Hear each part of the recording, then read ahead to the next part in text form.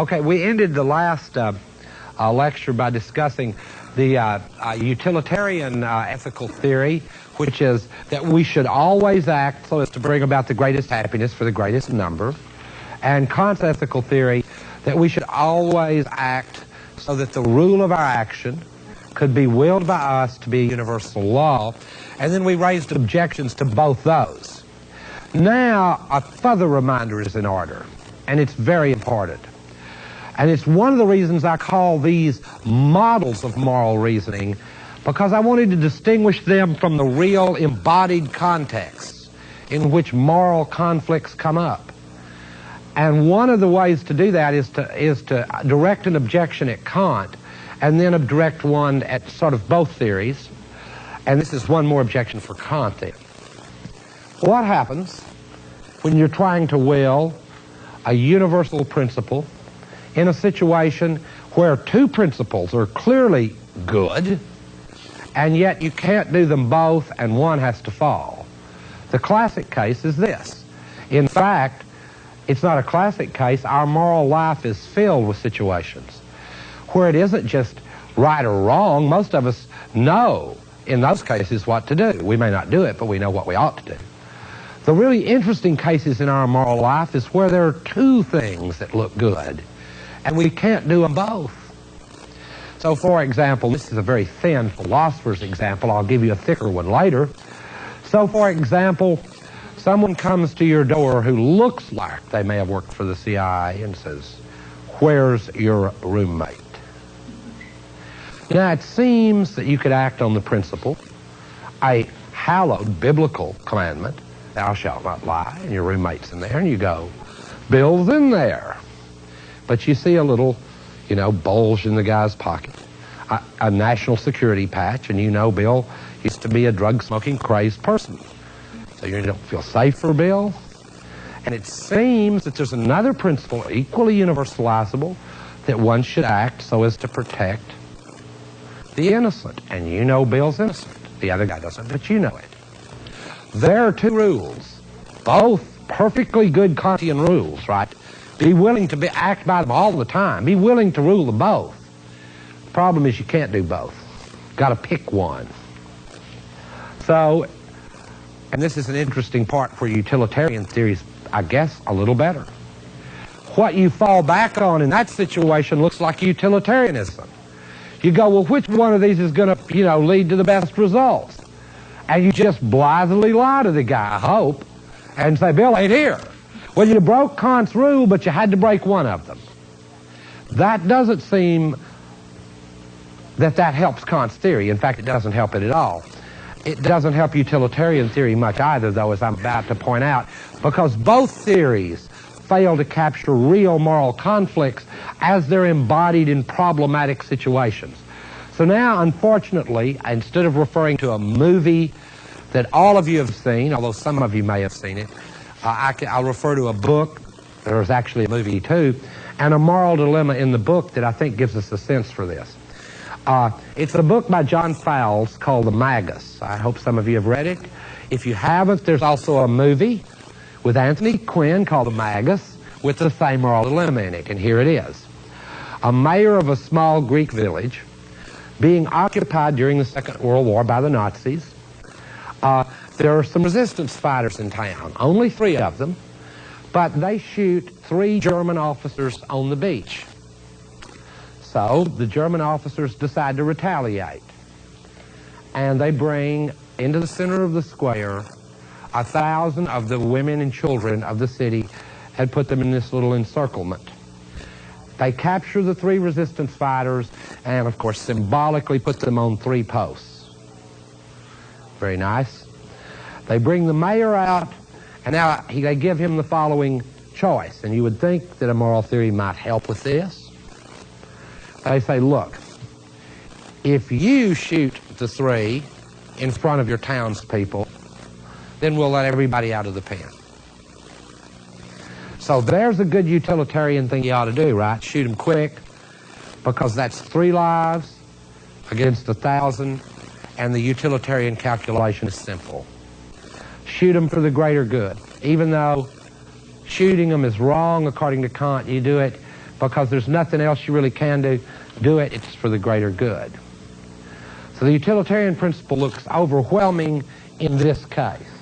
On the other hand, you might have the insight that you couldn't do it anyway. The Germans might shoot those 3 and the 1,000, but you couldn't do it. That would be the Kantian insight. Now, it turns out, though, in our real moral lives, things are much muddier than that, because he struggles with the decision and decides to shoot the 3 guys. Safest thing to try. So he goes up and he begins to shoot them, and the Germans have pulled a small trick on him. They've unloaded the rifle, so he can't shoot them. He'll have to club them to death. Now, according to these very pretty moral theories that we've been discussing, should that make any difference?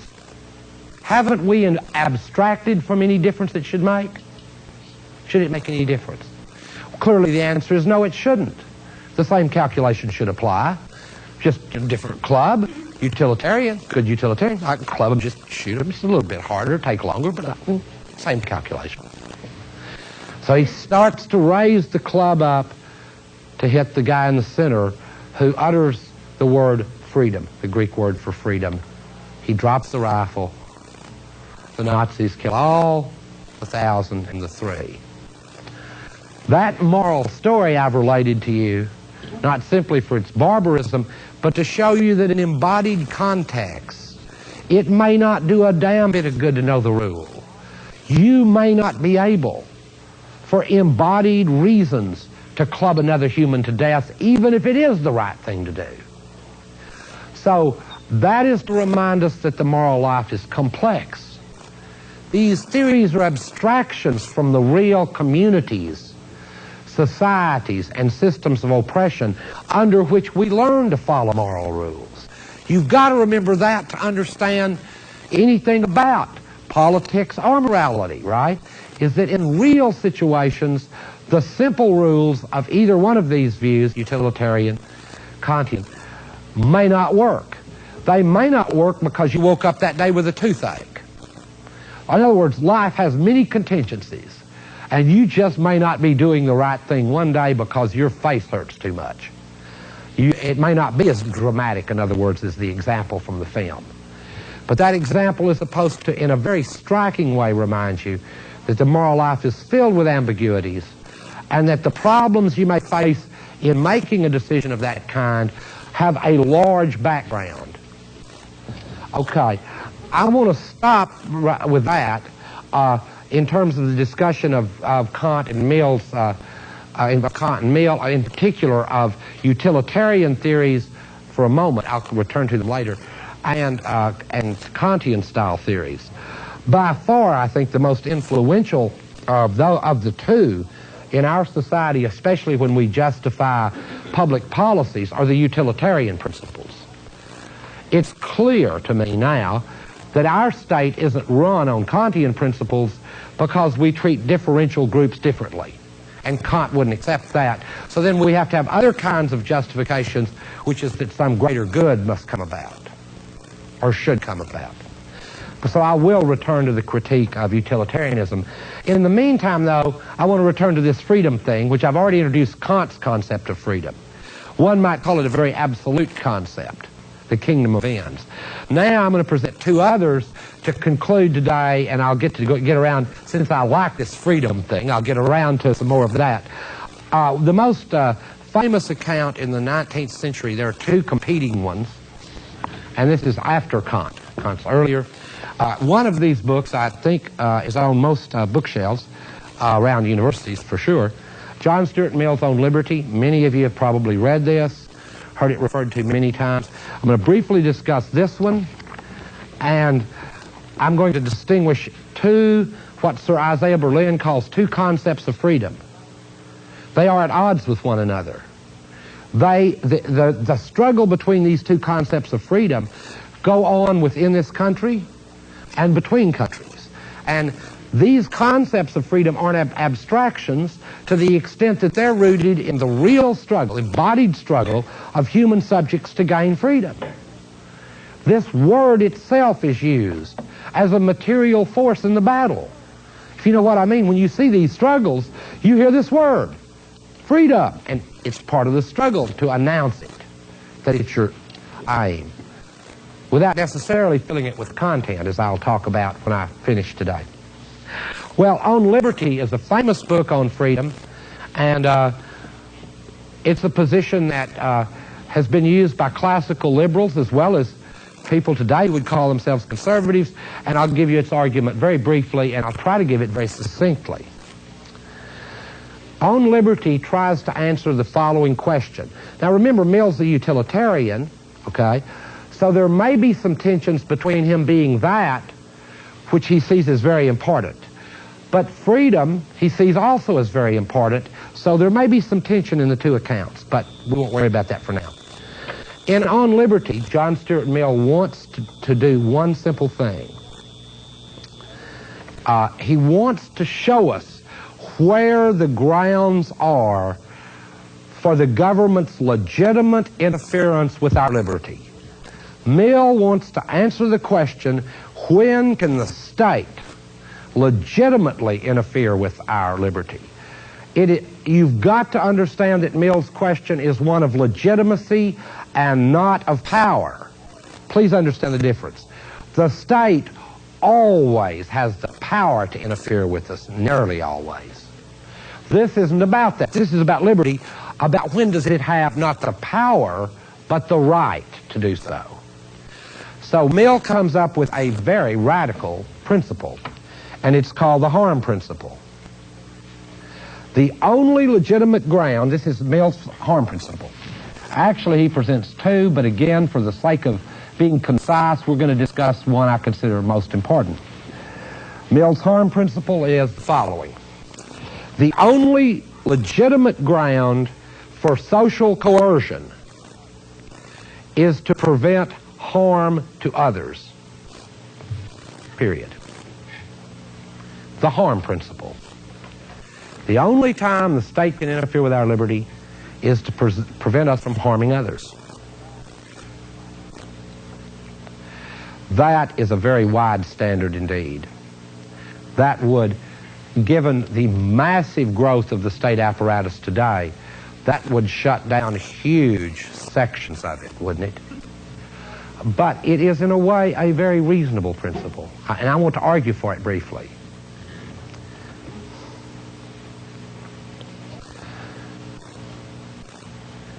Harm here, and this is important to understand the principle, means genuine harm. It does not mean offense. The state doesn't have the right, according to Mill, to interfere with our liberty for offending people. In fact, for Mill, a society that interferes with our liberty simply because we offend someone doesn't deserve the name free. Just doesn't deserve it. So if it irks you that someone burns a flag, unless they throw it on your body and burn you, the state has no right to coerce it. It does not have that right. Not if you want to use the word free society to mean free society, according to Mill. So we're talking about genuine harm and not offense, okay? Now, this principle has not only come under assault, like I've suggested, from people like Jesse Helms, who consider all the art since Norman Rockwell to cause genuine harm.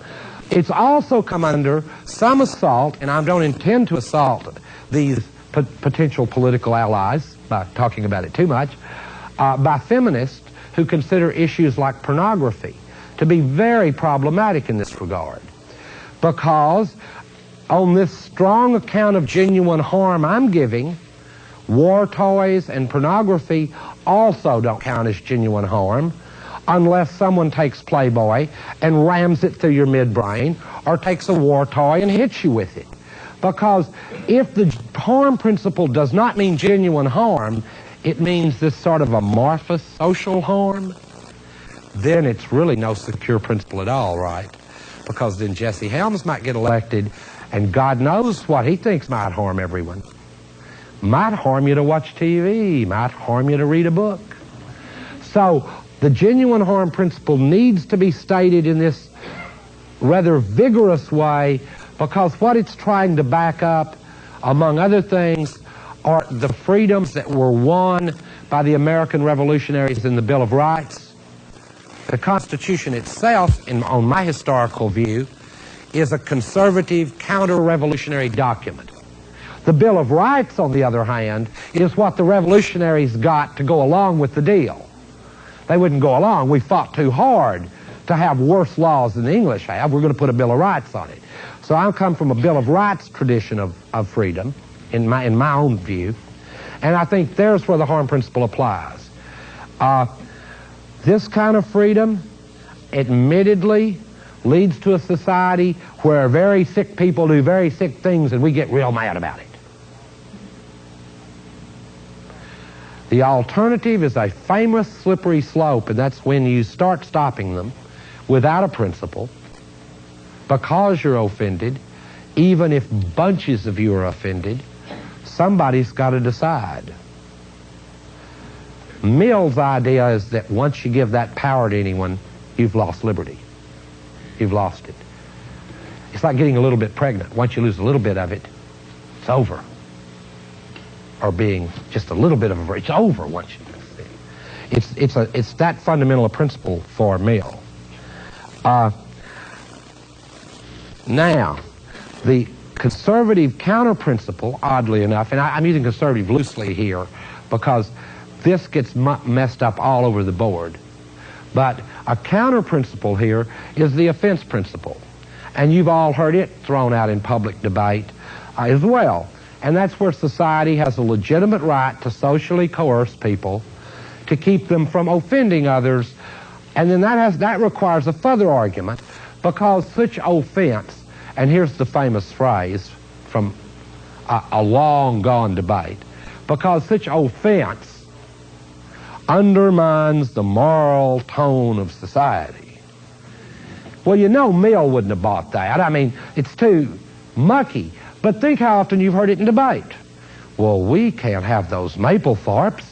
If people look at them, it'll undermine the moral tone of it all.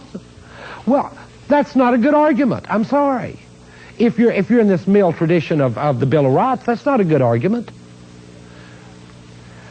Now, there is an argument in the Mill tradition that helps, and that's that we also, because we don't have the right to coerce people, we don't have the right to drag people down to a Mapplethorpe exhibit and cement their eyes open and glue their face to one of Mapplethorpe's, pictures to try to... It's hard to do this in a gentle way. Similarly, TV, and this is a very difficult argument for me now because it's hard to know what turning off television would be like. I mean, we used to watch it, now it watches us. How do you turn it off? But, I mean, Mill's idea would be, well, turn it off if you don't like it. Now, that's become more problematic. I really think it has. Because TV plays an enormous role in creating social reality, it is not a simple part of it. It is not a home appliance.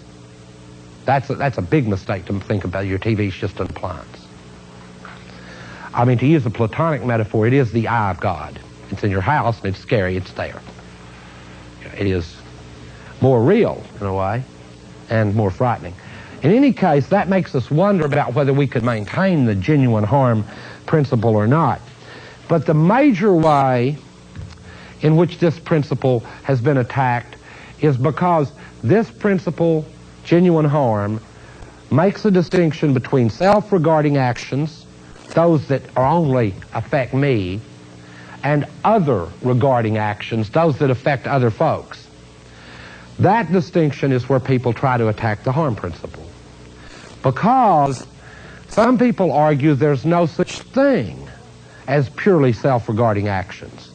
For example, by Mill's analysis, if someone wants to be a druggie and has a good enough supply of drugs that they don't run out and harm others, because if they do that, then they violate the principle. But if you're a druggie and you want to sit around all your life and do drugs, that's a purely, on Mill's account, self-regarding action, and the state has no business stopping you. On the other hand, if you want to go out and shoot up the neighborhood, hit all the little kiddies, get your face, you know, usually a swarthy one, in one of Barbara Bush's commercials that will later appear in some Republican presidential ad. If you want to go out and do that, you violated the harm principle. Now, here's the possible objection to Mill's principle. Is it really true that there are self-regarding actions? Or isn't it true that the junkie, in his relations with others, which he hardly could separate himself from totally, isn't going to have effects that will lead to genuine harm? So there is room for debate over the harm principle. My own inclination is to stick with it. I mean, that's my inclination. The harm principle, though, you need to understand, is very important to the way that our society understands its legal codes. And some of our best justices have appealed to it over and over.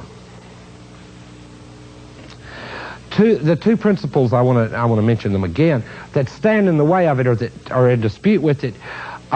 One is the offense principle I've already mentioned. The other is a principle of paternalism.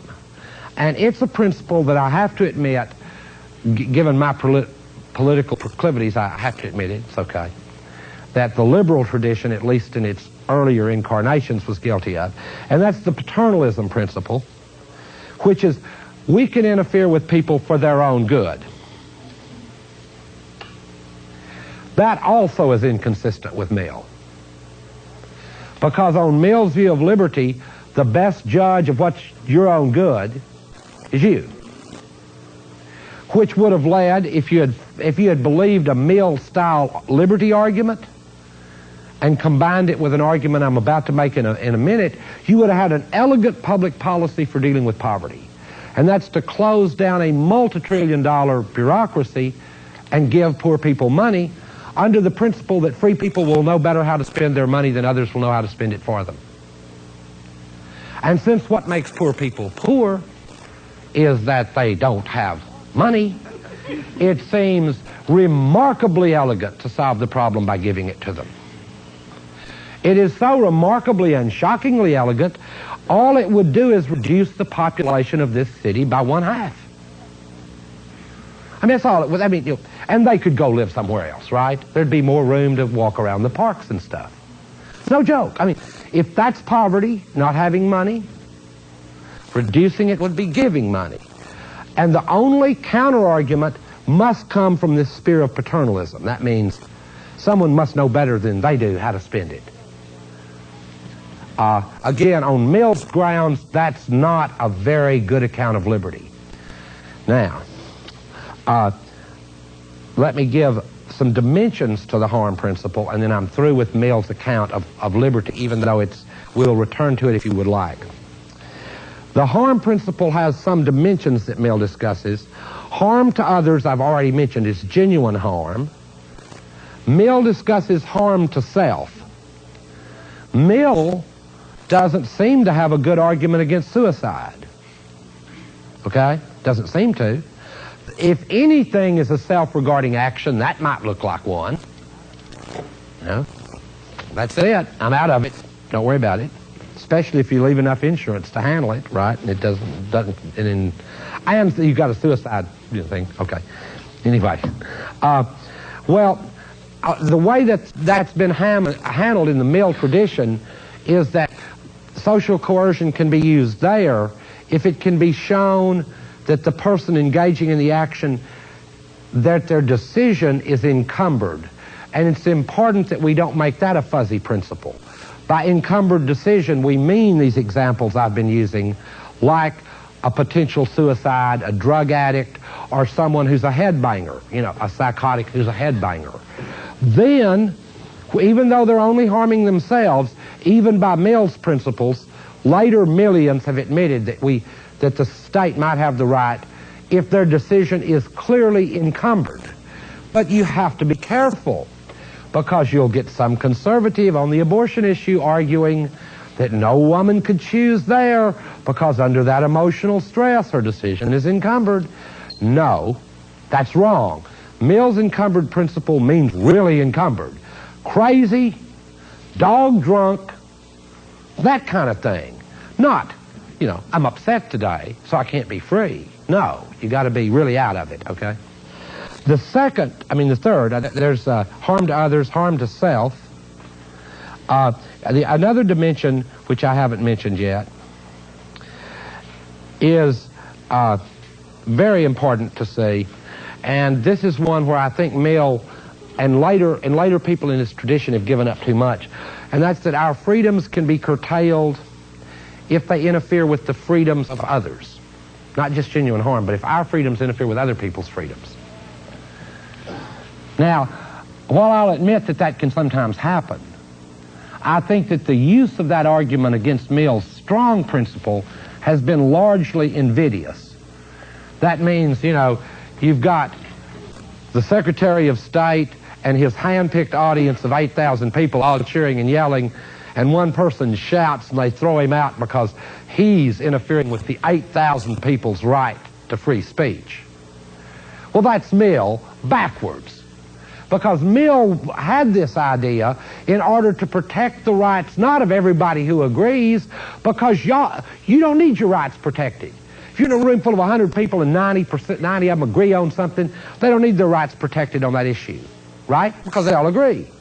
It's the 4 or 5 lunatics that may have something creative and new to add to the discussion, without which you can't have democracy, and without which this principle, you know, won't flourish. And I hate to mention it, but it's not different than Chairman Mao's principle.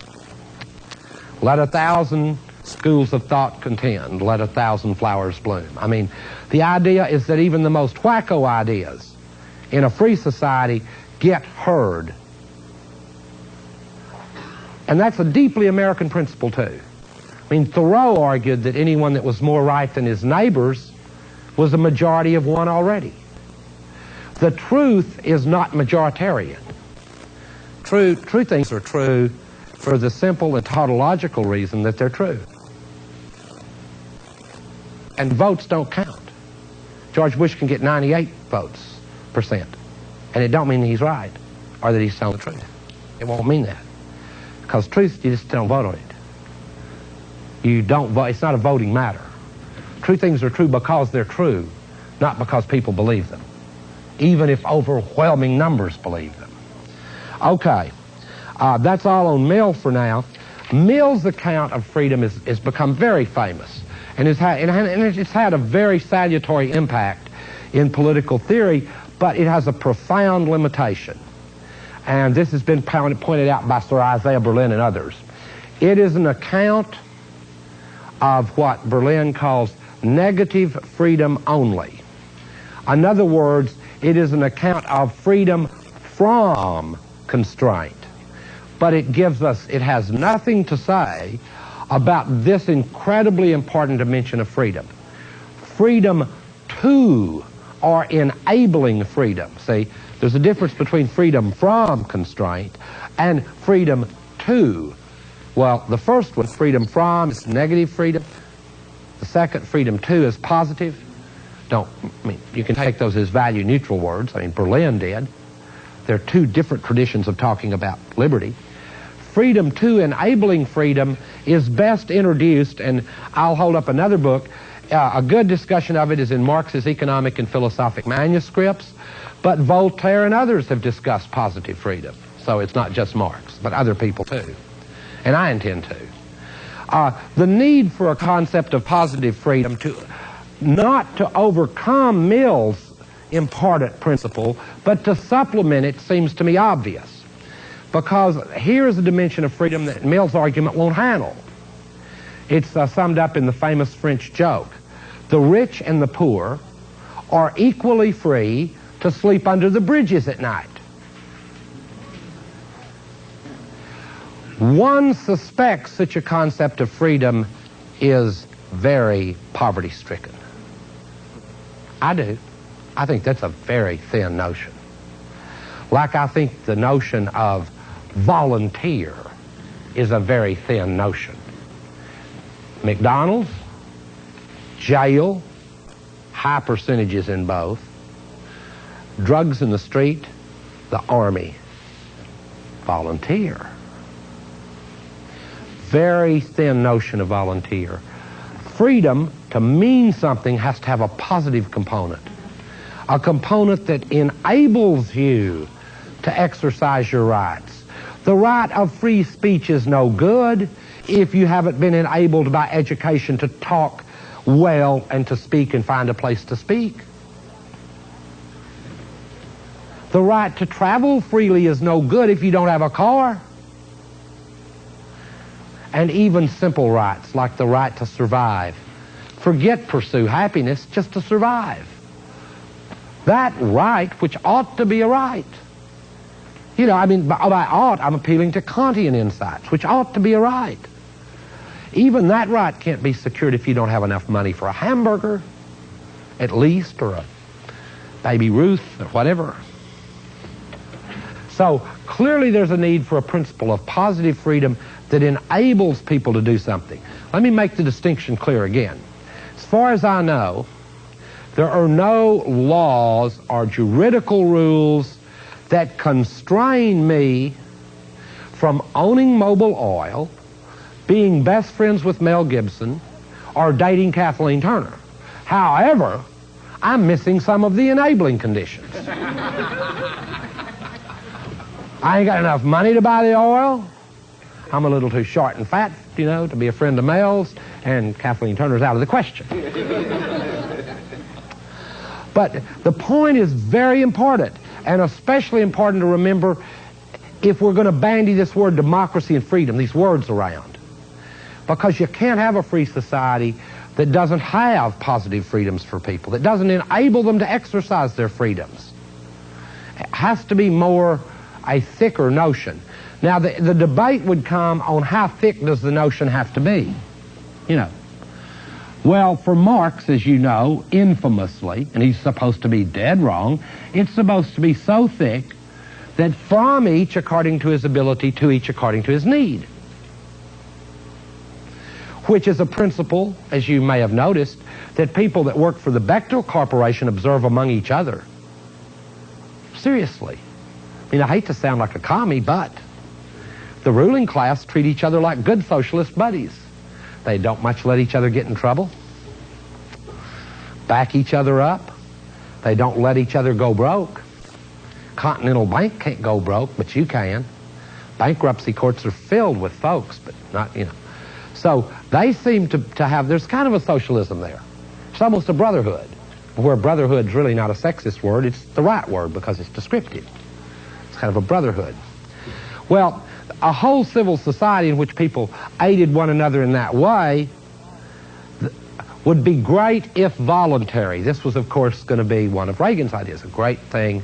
We'll have everybody do it with a telethon or something. I always use telethon as a kind of a joke, you know. Poor people, have a telethon. I mean, it's a Hollywood solution. Okay. Now, to a third, actually, I haven't discussed in detail Marx's theory of freedom, but it grows, or his view of freedom, because he's not a philosopher, he doesn't really have a view of it. He has a critique of the other view, of the negative one. Hegel has a fuller view, and I'm going to mention his view very quickly. For Hegel, freedom is more like a placeholder word. Let me try to explain what I mean by that. For Hegel, freedom is so important that it is the meaning and the point of human history in general. That if one asks about the Bible quickly, what's it about? Someone will go, the devil did it, right? And that's a quick account of the plot. Then if you ask Hegel quickly about history, he'll go, it's about how freedom wins. Hegel's account of freedom is more sophisticated in a way than any I've given you up till now because it is deeply historical. Here's what I mean by that. In any given historical epoch, Hegel says, show me the obstacles that human beings saw in their path to realizing their concrete goals, and the overcoming of those obstacles will receive the name freedom. Now, the nice thing about that concept of freedom is it is a free concept of it, which means it allows each generation to pursue freedom's goals, maybe reformulating them anew, All I've done is backtrack to the 19th century and positive versus negative freedom, tried to do that.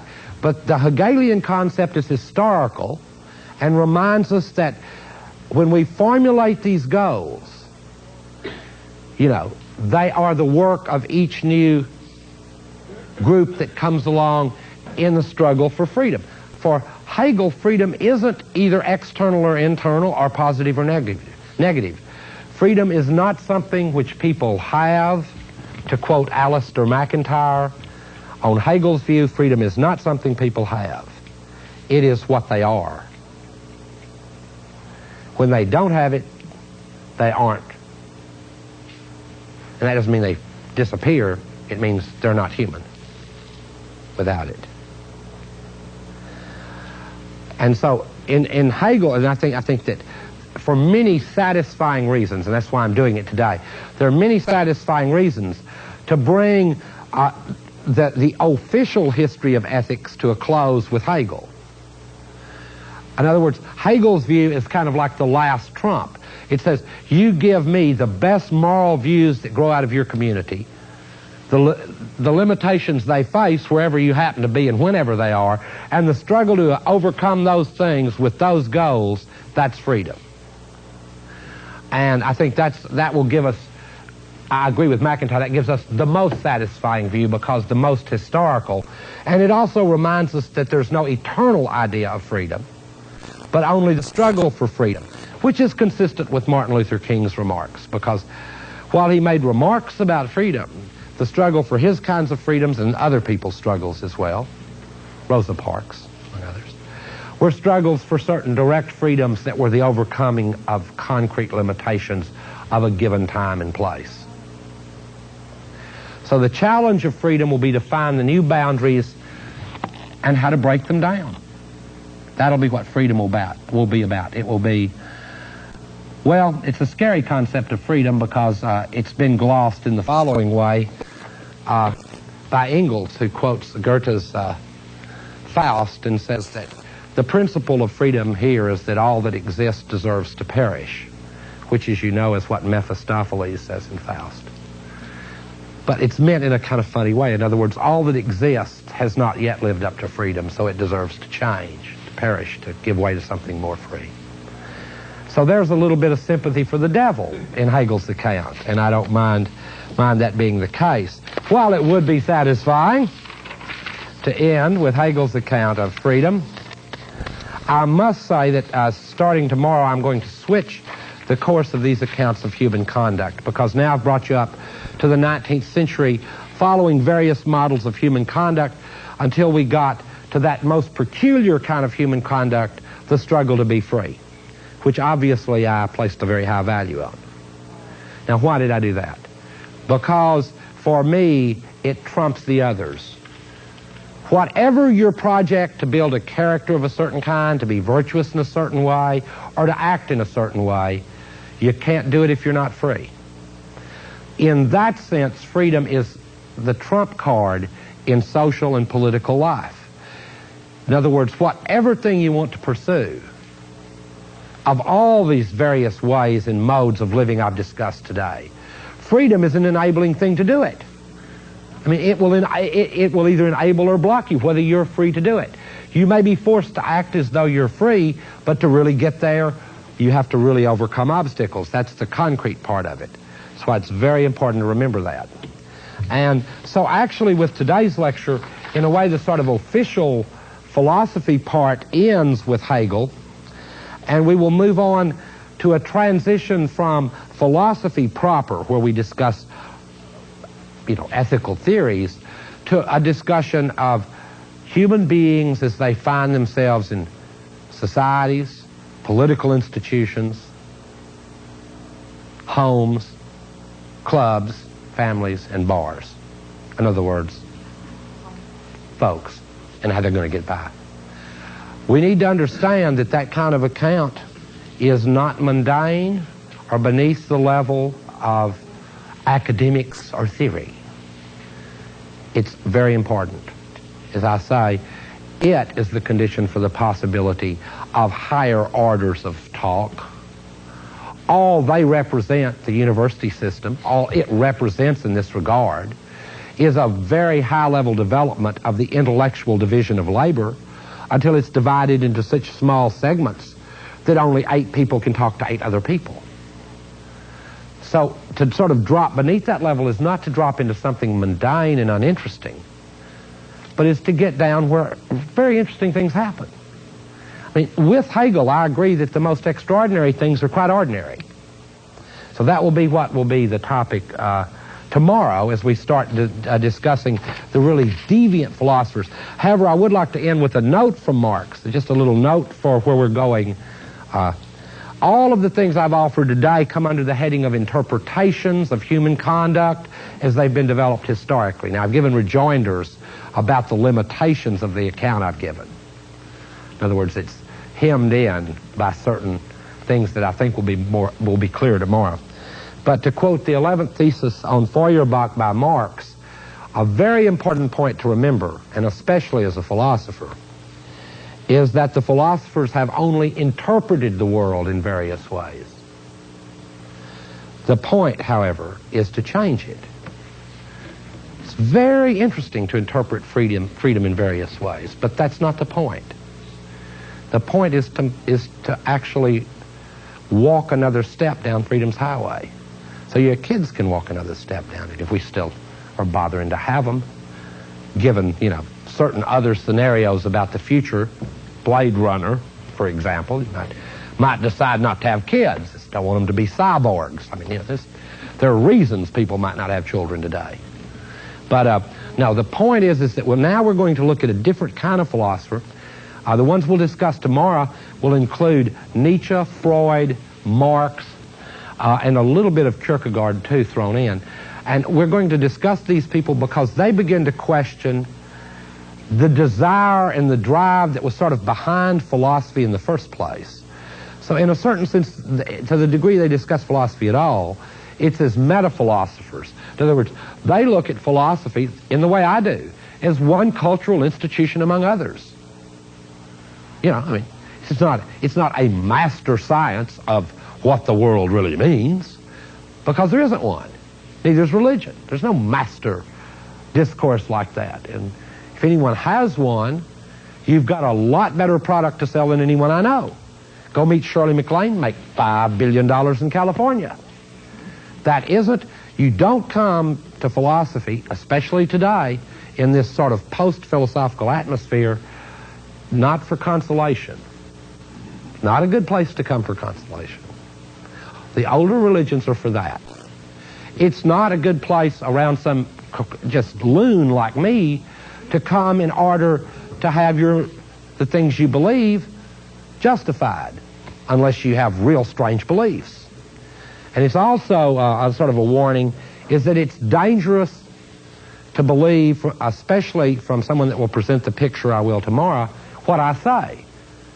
More important that you critically examine what you think. I mean, that's the point.